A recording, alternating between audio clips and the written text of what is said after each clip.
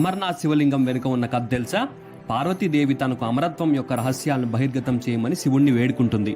ఆ రహస్యం ఎవరి చెవినా పడకూడదనే ఉద్దేశంతో శివుడు పార్వతీదేవితో కలిసి కైలాసాన్ని వదిలి నిర్జన ప్రదేశం కోసం వెతుకుతూ చివరికి ఒక గుహలోకి ప్రవేశిస్తారు. అక్కడ ఎవరూ లేని ధృవీకరించిన శివుడు అమరత్వ రహస్యాలను పార్వతీదేవికి వివరిస్తాడు. కానీ అక్కడ ఒక పావురాల జంట నిశ్శబ్దంగా ఈ రహస్యాలను విన్నాయని, అందువల్ల వాటికి అమరత్వం సిద్ధించిందని చెప్తారు. ఆనాటి నుండి పావురాల జంట ఈ గుహలో నివసిస్తున్నాయట.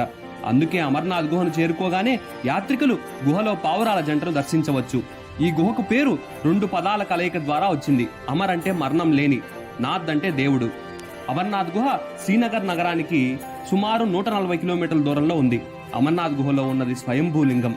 గుహ పైకప్పు నుండి నేలపై పడే నీటి బిందువులు గడ్డకట్టడం వల్ల స్టాలగ్మైట్ ఏర్పడి దాని ఫలితంగా మంచు శివలింగంలా ఏర్పడుతుంది. మన హిందువులకు అత్యంత పవిత్రమైన అమర్నాథ్ యాత్ర జూలై, ఆగస్టు నెలల్లో జరుగుతుంది.